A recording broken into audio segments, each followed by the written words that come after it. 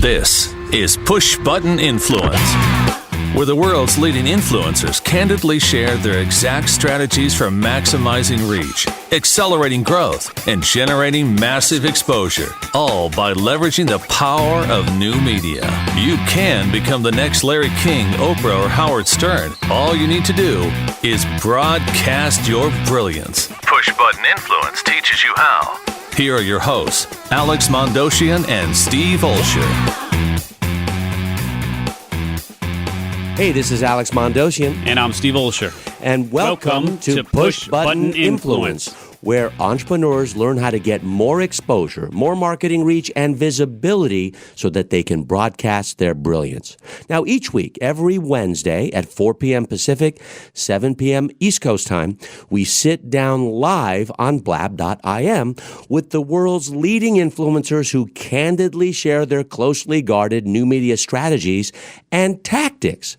Now, we're doing this because we want you to leverage and maximize your brand, your exposure, and your marketing reach and visibility to your tribe. Now, our job is to scour the planet to find today's most recognized icons of influence who have the power to create and move online communities to take positive action with just the push of a few buttons. And then let's just grill them until they reveal the exact steps that you can take to emulate their success. We dive deep, and as Steve said, we do grill them, and this is episode 000. This is to get to know us a little better and what we stand for. But depending on when you've come in, starting with episode 1, we have already interviewed or will interview guests like Pat Flynn, Neil Patel, Gary Vaynerchuk, Seth Godin, Johnny Lee Dumas, Lewis Howes, Chalene Johnson, PewDiePie, Marc Maron, Joel Comm, Joe Rogan, Ocean Robbins, Amy Porterfield, Mari Smith, Tim Ferris, James Altucher, Remi Sethi, Tai Lopez. All right, Steve, I think they get the point. We've name-dropped enough. Now, if you already know our story, then you can fast forward to episodes 1, 2, and 3, or however many are available right now. But we've got some serious A players sitting down with us every Wednesday after Wednesday. So before we go down the path too far, we want to tell you a little bit about ourselves, where we came from, how we got here, just to get to know us. Again, if you know our stories, you can go to episode 1. So, Steve, you want to begin? Well, actually, I think, why don't you begin? Because your story is pretty darn interesting. Mine's a little plain. You've got a really interesting story. All right, we'll see. I hope my mother thinks that. She still doesn't know what I do. All right. So, Carol, if you're listening, this actually happened. Carol's my mom. So, in 1992, I'm sitting in the green room in Westchester, Pennsylvania. That's where the headquarters of QVC happens to be. Now, at that time, they were producing about $1 billion worth of revenue. And I'm watching a colleague, a friend, and someone I was representing. His name is Ray Stevens. You may or may not know him. He's a singer, and he had a VHS. Now, Steve, I'm dating myself, but this was VHS. I love dating myself. Yeah, well, VHS, I mean, most people don't even know what that is now, but it was a VHS offer on direct response television, which is the business I come from, and it was called Ray Stevens Comedy Video Classics. I think I have that on an 8-track, by the way. You do? Okay. Yeah. Well, my mother still has Barry Manilow 8-tracks, so they're still stacked in her, I think, in her bedroom. But what I did with Ray is I took him to QVC because the spot TV show was working like gangbusters. We were buying 1-minute spots. Back then we had 2-minute spots, and there was no infomercial, but we were selling, hundreds of thousands of these videos. Now, if something worked on spot television, it would work even better on QVC or HSN, which is Home Shopping Network in Florida. So everyone was watching Ray on stage, and he sold out within 6 minutes. He sold 25,000 videos, which is massive. Wow. I didn't bother looking at Ray. What I looked at, Steve, was the closed-circuit TV monitoring the sales. Now, I saw something that was kind of like being in the recovery room, or in the delivery room, actually, when my 2 children were born. I noticed this 2 years apart. Every time my then wife had a contraction, boom, this Mount Fujiyama, contraction would happen on this, on that screen, right? Yeah, we're not going to get into too much information there. Let's just okay. I'm focusing on the screen, nowhere else, right, okay? Thank you. So imagine the screen just like going up, and that was what I saw with Ray's closed-circuit TV. And I saw sales coming in. He would say something, And about 30 to 45 seconds later, sales would come in. He would say something else, flatline. He would say something, sales would come in. So if he said certain things, more sales came in. If he said other things, sales wouldn't come in. And that was my first education in direct response marketing. As a copywriter, it took me about 2 weeks to find out if something worked or didn't work in direct mail. As with Spot TV, it took a couple hours. This happened instantly in the green room at QVC. I remember the telemarketer came in panting, "Who's on stage? We're selling them out. There's too many people on hold." And, they had a fulfillment center there, and it was just like going to heaven without the inconvenience of dying. And that was my first episode in direct response, and I tasted blood. I mean, it just touched me. I couldn't believe how powerful that was. And fast forward just 3 years, 1995, I went online, and instantly I could get feedback. Now, what I did with the Ray Stevens comedy video is we went back to the Spot TV show, and we took that 60-second spot and we changed it because we looked at the burned time code master of the VHS, and we saw what he said to create those Mount Fuji contractions of sales. And whatever he said that was good, we put that into the video spot, and we changed it, and we started selling in other parts of the country. Formerly, we were just selling in the South. Now we sold in big cities where you're from, Chicago. We sold in LA. We sold in New York, even parts of Texas, like Dallas, which is more metropolitan. So we took what the market told us. The market is the genius. We're not the geniuses. And that's my story of how I get here for new media influencers, because this is the second, third generation of direct response television. Steve? Yeah, it's interesting how all of that really blends and plays into the world of influence and new media and whatnot today. Pretty cool. Now, I'm not nearly as good a storyteller. I guess I got to work on my storytelling, because I got to figure out how to work in contractions into the stuff that I do. But if you don't know my story, I'll keep it fairly brief here, which is I started way back in the late 80s as a DJ, and that would be like a house music DJ. So being from Chicago, it was kind of hard not to be in that house music scene if you were into dance music and that sort of thing. So had a chance to pick up some skills on the wheels of steel and share the stage with a lot of folks. Actually, some are still spinning to this day. But that led me to the nightclub industry. So I ended up deciding at one point, and it was 19 years of age, that I actually wanted to own my own nightclub. Now, at 19, you can't own an alcohol club, so, well, kind of had to be a non-alcoholic club, but it seemed like there was a good opportunity there because there was nothing going on for the teenagers where this place was, and we thought maybe we can cater to the teenagers early, close, and then reopen like midnight or something for the 18 and overs. Anyway, that's what became the Funky Pickle. So you can imagine what happened around the table while we were naming the club. But that became the Funky Pickle, which was my first true entrepreneurial endeavor, which led to catalogs and .coms and real estate and all that fun stuff. Now, you mentioned you came online in 95. We actually launched on CompuServe's electronic mall in 1993. I still remember going to the grocery store and getting those discs and like putting them in and logging on. I think I had a net zero account up until about 2012. But that company ended up becoming liquor.com, which is a domain that I picked up in 1998. And we had the S1 filed. We were ready to go public, the whole nine. Time out. What's an S1? That would be the thing you file with the SEC. So if you want to take your company public, you take this, I mean, it's like an encyclopedia that basically nitpicks everything about your business. You'd submit it to the SEC. They go, okay, go ahead, take your company public. So that's where we were. We had that filed. We were ready, and it was March of 2000.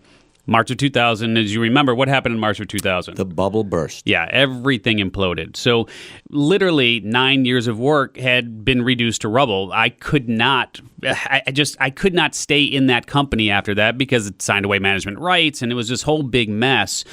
Literally walked away from everything, including the domain, got into real estate development, did that for about a dozen years or so, ended up doing some pretty decent-sized projects over the years. But around 2005, 2006, I started thinking, like, what the heck ever happened to that domain? It was literally like, you ever have one of those, like, out-of-sight, out-of-mind things? Like, where literally, I mean, you know what I'm talking about, Alex, right? It's just like you literally, if it's not there in front of you, you just don't even think about it. That's how it was for me with the domain. Just didn't even think about it. Ended up tracking it down to a guy in the country of Panama. had a little conversation about, well, how did you get the domain? Because, well, frankly, I never signed away my management rights to the company, but let alone my rights to the domain. He didn't have a really good answer. Christmas Eve, 2005, I got one of the best Christmas presents I've ever gotten, which was I got the domain back. So it's been a real sort of strange journey with liquor.com, but I still own that to this day. And I tell you, you live and you learn. And one of the things that I have really learned over the course of my entrepreneurial career is that there are certain people who just really get it. They just really understand how to, like you said, with the copywriting, and how to move people to take action. And there's certain people who can create a community, and there's certain people who just really understand the whole online space. And that's intrigued me, and that's been the focus of my work now for the last number of years, which is why I love what we're doing here, because it gives us a chance to sit down with those Series A players that you mentioned there every week here on Push Button Influence. And most people in the internet marketing space, if they get 100,000 unique visitors a month, that's an accomplishment. That's wild success.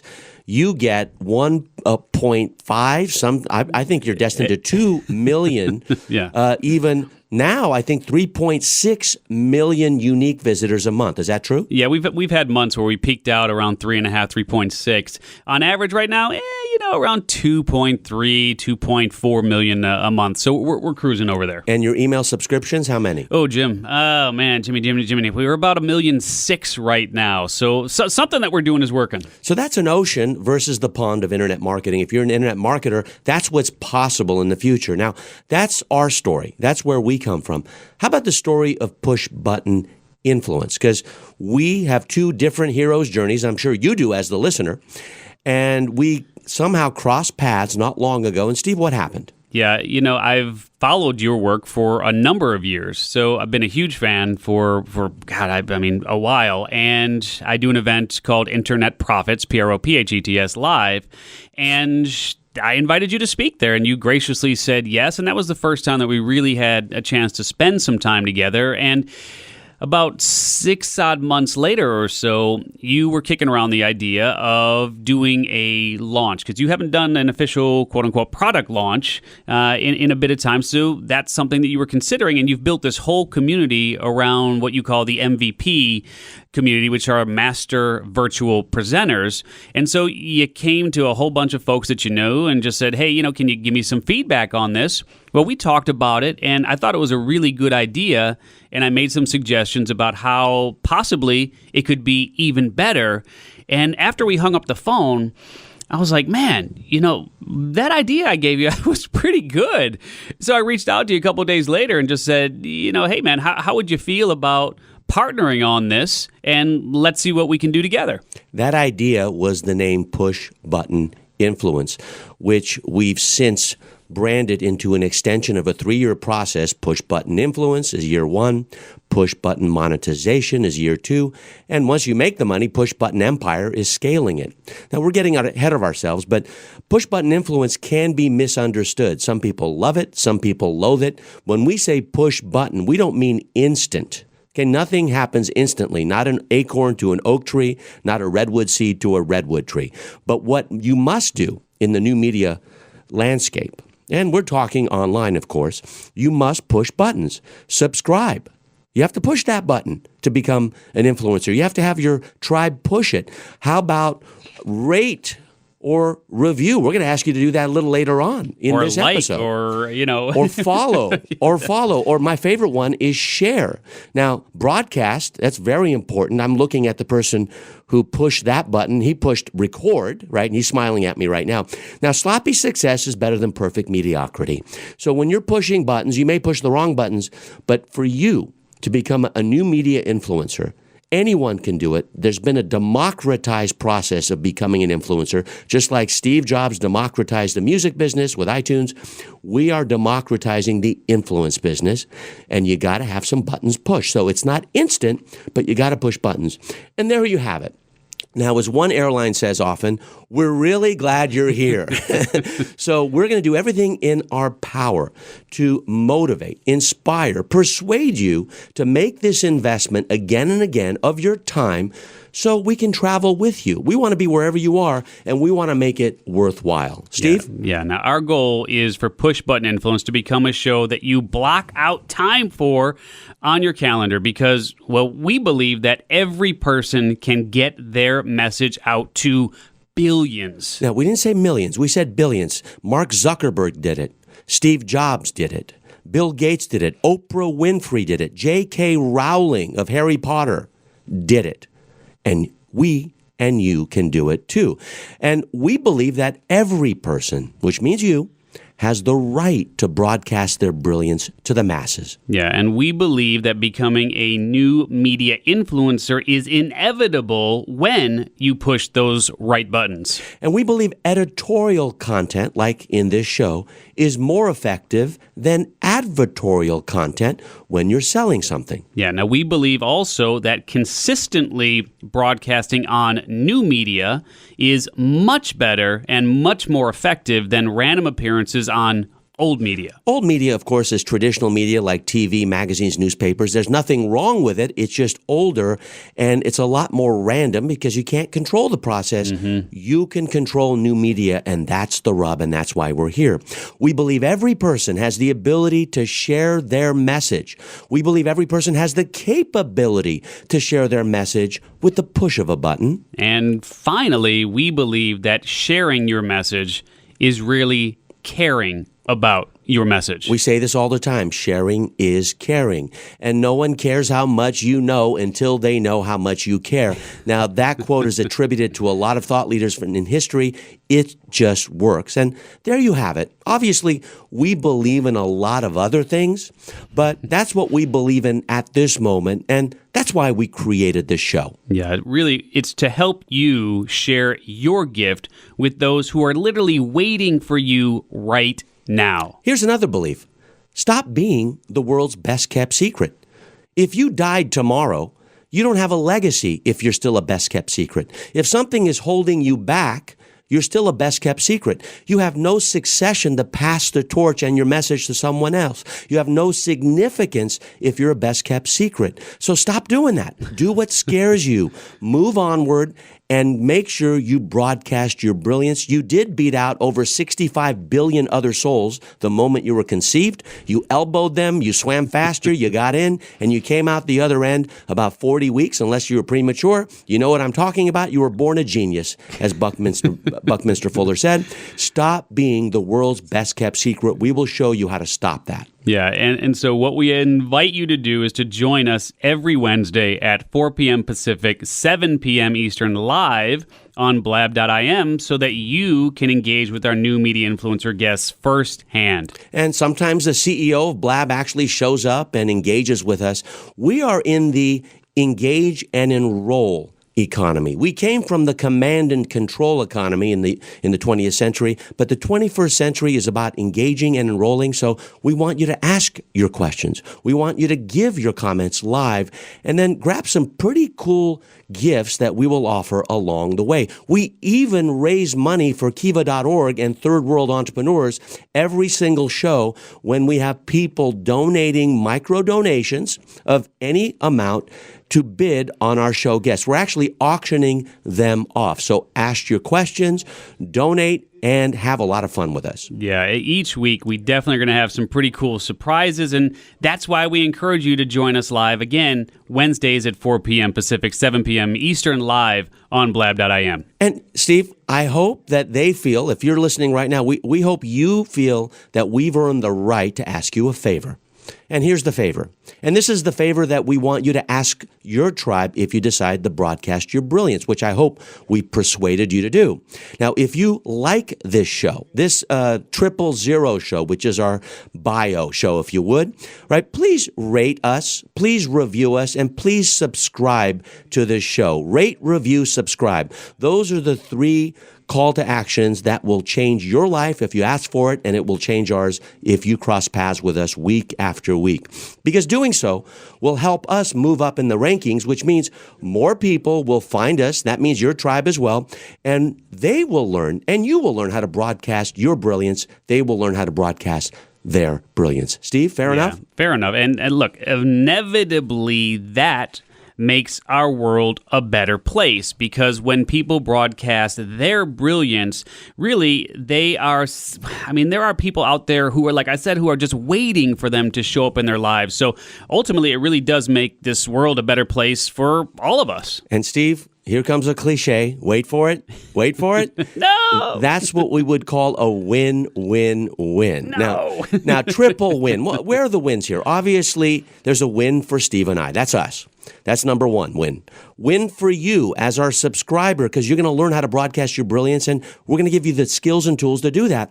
But the third win is really the win that matters to us, and that is the people who you are broadcasting to. Now, even if you don't have a show, you're broadcasting to your kids if you have kids. You're broadcasting to your parents if you have parents. You're broadcasting to your spouse if you have a spouse or an ex-spouse. There's brilliance to be broadcasted, whether with your mouth, right, or with a tool online. All you need is a message, a mouth, and oftentimes a microphone, and you're good to go. So that's really all you need for that triple win. A win for us, a win for you, and a win for your subscribers when you get them. Steve? Yeah, and if you'd like more information about our show and access all of our episodes, not just this 000 episode, and to receive your free surprise gift, please visit us at pushbuttoninfluence.com. Again, that's pushbuttoninfluence.com. It's not spelled weird like these Web 2.0 sites. It's pushbuttoninfluence.com. Remember, pushing buttons doesn't mean instant. It just means effective. And you push them anyway. Why not have others push buttons so you have more influence? And I think that about covers it, Steve. Yeah, I think so too. So thanks for tuning in here to episode 000. And we'll end it here. We hope our paths cross again soon. And until next time, remember to broadcast your brilliance. You just learned how to broadcast your brilliance. Tune in live to blab.im, Wednesdays at 4 p.m. Pacific, as the world's leading influencers share their proven strategies for leveraging the power of new media. For more information about your hosts, Alex Mandossian and Steve Olsher, to claim your free surprise gift and to access every episode of Push Button Influence, visit pushbuttoninfluence.com.